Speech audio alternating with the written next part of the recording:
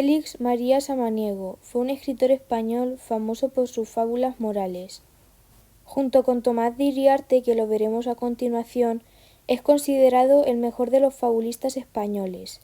La violenta enemistad surgida entre ambos ha pasado a la historia de la literatura. Samaniego perteneció a una familia noble y rica.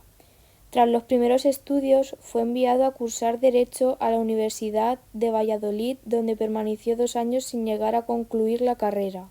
En un viaje de placer a Francia se entusiasmó con los enciclopedistas y se quedó mucho tiempo en tierra francesa.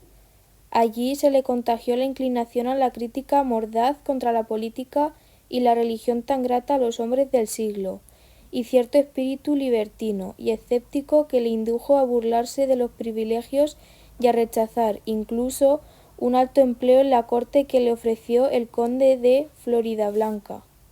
A su regreso a España contrajo matrimonio y se estableció primeramente en Vergara, donde participó en la Sociedad Patriótica Vascongada tendente a la difusión de la cultura en los medios populares, y de la cual llegó a ser presidente.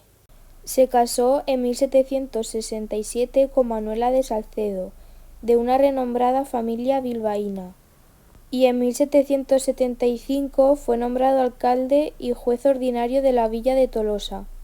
En 1790, Samaniego, sin descendencia con su mujer legítima, tuvo un hijo natural que fue bautizado en Lizarza, Guipúzcoa, con el nombre de Félix María de Paula. Y en 1793 fue denunciado ante la Inquisición por tenencia de libros prohibidos, aunque pudo evadirse gracias a su amigo Yaguno y Amírola, ministro de Justicia. Félix María Samaniego falleció el 11 de agosto de 1801, en La Guardia. Fue enterrado en la Capilla de la Piedad de la iglesia de San Juan, donde la familia poseía una sepultura. Las fábulas de Samaniego fueron publicadas en 1784. Las fábulas morales recogen un total de 157 composiciones, distribuidas en 9 libros y precedidas de un prólogo.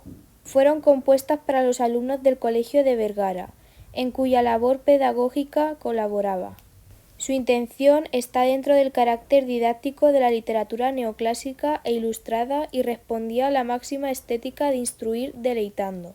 Debieron de influir en la elección del género sus conocimientos de la literatura francesa, en especial de La Fontaine, aunque Samaniego no es un mero traductor, sino que actualiza la materia tradicional desde las fuentes clásicas, Esopo y Fedro, aumenta los datos explicativos y dramatiza las escenas en relación con la función didáctica que pretende. En el desarrollo de las fábulas, Samaniego sigue la estructura convencional, aunque procura plantear claramente la oposición entre los personajes animales por medio de adjetivos antitéticos, para que de ella se desprenda clara la moraleja. La formulación de la moralidad suele ir al final de la fábula, como consecuencia aleccionadora de lo sucedido en el episodio que la precede. Quizá sea la moraleja desde el punto de vista de la estructura, el aspecto menos conseguido en Samaniego por culpa de su excesiva extensión. Se exige que sea concisa y breve, de forma que pueda quedar grabada con facilidad en la mente infantil. Pero Samaniego se pierde con frecuencia en rodeos inútiles, a diferencia de La Fontaine, que solamente insinúa la moraleja.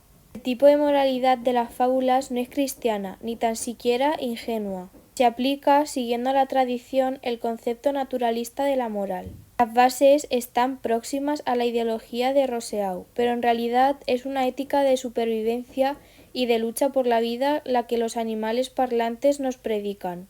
Una moral en la que tienen cabida el egoísmo, la venganza, la astucia, la desconfianza, etc.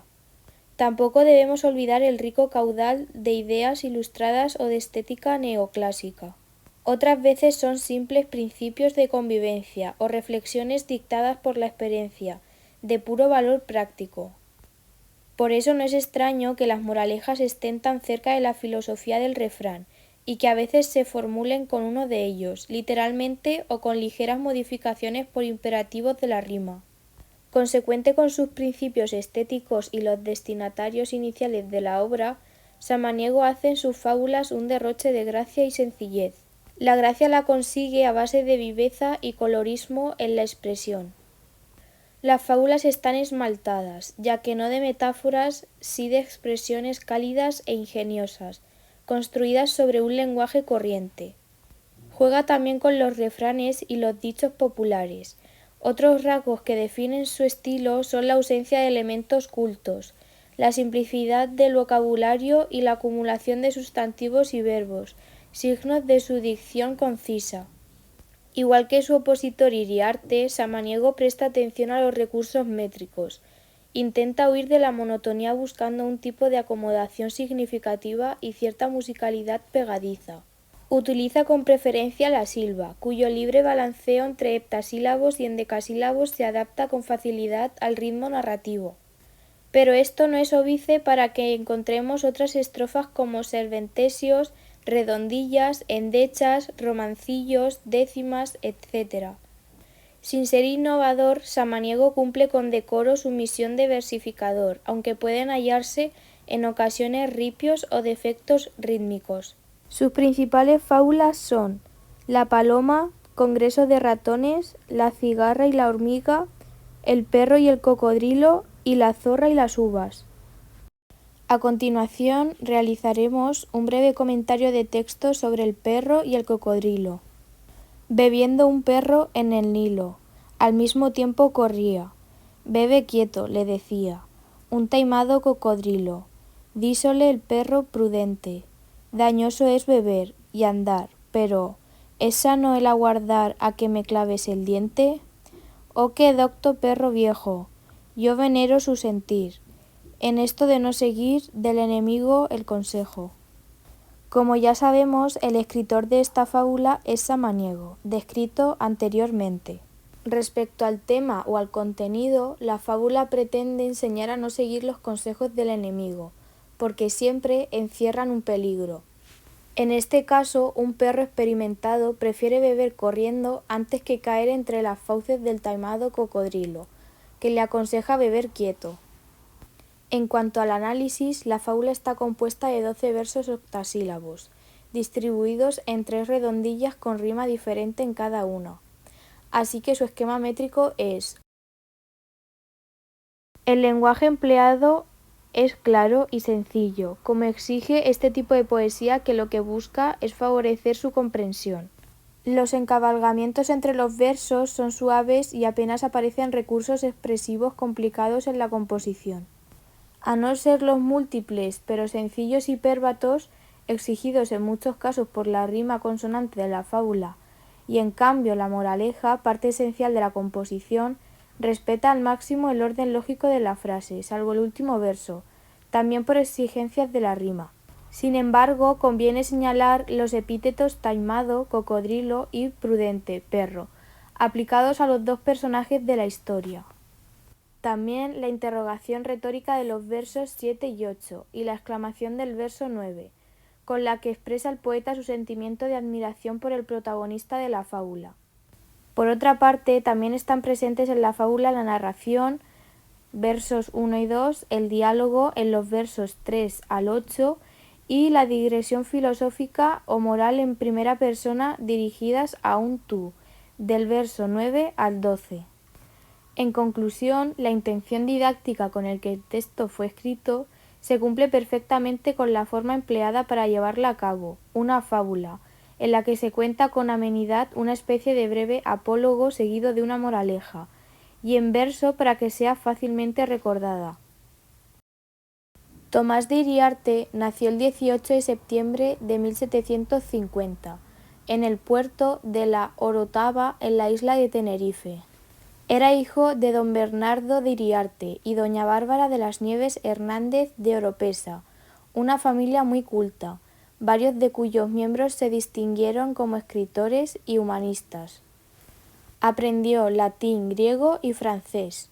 A la temprana edad de 14 años se trasladó a Madrid junto a su tío, al que sucedió tras la muerte de éste en su puesto de oficial traductor de la primera Secretaría de Estado en 1771. Cuidó de las 3 ediciones de la gramática de su tío, que reconoció muy atentamente, y de la recopilación y publicación de los 2 tomos de obras sueltas de éste. En junio de 1776, el rey lo nombró archivero general del Consejo Supremo de Guerra. Su carrera literaria se inició como traductor de teatro francés. Tradujo, además, el arte poética de Horacio, aunque fue muy discutida su versión. Tomás de Iriarte fue el primer dramaturgo que consiguió dar con una fórmula que uniese las exigencias de los tratadistas del neoclasicismo literario con los gustos del público. El éxito le llegó con la presentación de su obra El señorito mimado. Era asiduo a las tertulias, saraos y reuniones tanto políticas como culturales. Fue, pues, el prototipo del cortesano dieciochesco. Su reconocimiento literario es obra principalmente de sus fábulas literarias, en 1782, consideradas de mayor calidad poética que las de Félix María Samaniego, en las que ensayó la utilización de diversas estrofas y versos, algo poco corriente en el género de la fábula. Murió de gota el 17 de septiembre de 1791 en Madrid. Su mayor popularidad se debió a las fábulas literarias, en 1782, publicadas un año más tarde que las de Samaniego, donde reunió una serie de poemas satíricos y moralizantes que encierran muchas veces una burla feroz de sus coetáneos. El autor aplicó a estos apólogos los preceptos clasicistas, se hizo eco de las ideas estéticas imperantes en su tiempo, y se sometió a las reglas de universalidad, unidad formal y didactismo. A pesar de que sus versos presentaron una mayor variedad métrica que los de Samaniego y buscaron la máxima sencillez y claridad, las rimas resultaron un tanto forzadas y nunca alcanzaron la vivacidad de las de su rival. No obstante, el gran acierto del autor consistió en trasladar fielmente al género fabulístico las normas dictadas por la preceptiva, como puede apreciarse en piezas como El burro flautista, La mona, Los dos conejos o El caballo y la ardilla. De su actividad teatral cabe destacar el monólogo Guzmán el Bueno, en 1787, basado en el episodio medieval del cerco de Tarifa, cuyo alcaide, Guzmán el Bueno, prefirió dejar morir a su hijo antes que rendir la ciudad. Compuso además el drama en la prosa La librería, en 1790, y 3 comedias morales en verso, El don de gentes, en 1780, El señorito mimado, en 1787, y La señorita malcriada, en 1788, que tratan sobre la dificultad de educar a los hijos. Estas piezas son antecesoras de las comedias de Moratín y de la alta comedia del siglo XIX. 4 años antes de morir hizo realidad su deseo de ver publicada su colección de obras en verso y prosa en 1789. Comentario de la barca de Simón. Tuvo Simón una barca, no más que de pescador, y no más que como barca a sus hijos la dejó. Mas ellos tanto pescaron e hicieron tanto doblón, que ya tuvieron a menos no mandar buque mayor. La barca pasó a Jabeque, luego a fragata pasó, de aquí a navío de guerra, y asustó con su cañón. Mas ya roto y viejo el casco, de tormentas que sufrió, se va pudriendo en el puerto, lo que va de ayer a hoy. 1000 veces lo han carenado, y al cabo será mejor desecharle y contentarnos con la barca de Simón. Como ya sabemos, el autor de esta fábula es Tomás de Iriarte, descrito anteriormente. El texto resume la historia de la Iglesia valiéndose de un símbolo, la barca de San Pedro. La Iglesia fue muy poderosa e incluso asustó con su cañón. Esto es la Inquisición. La presencia de símbolos en las fábulas de Iriarte ya fue señalada por estudiosos. Aquí la barca no se toma en su sentido horaciano de nave del Estado ni en el sentido de la barquilla individual de Lope de Vega, sino que su símbolo tiene que ver con el Evangelio. La intertextualidad nos revela que aquí se alude a un famoso pasaje de los Evangelios en que Cristo dice a Pedro que venga con él, que le hará pescador de hombres.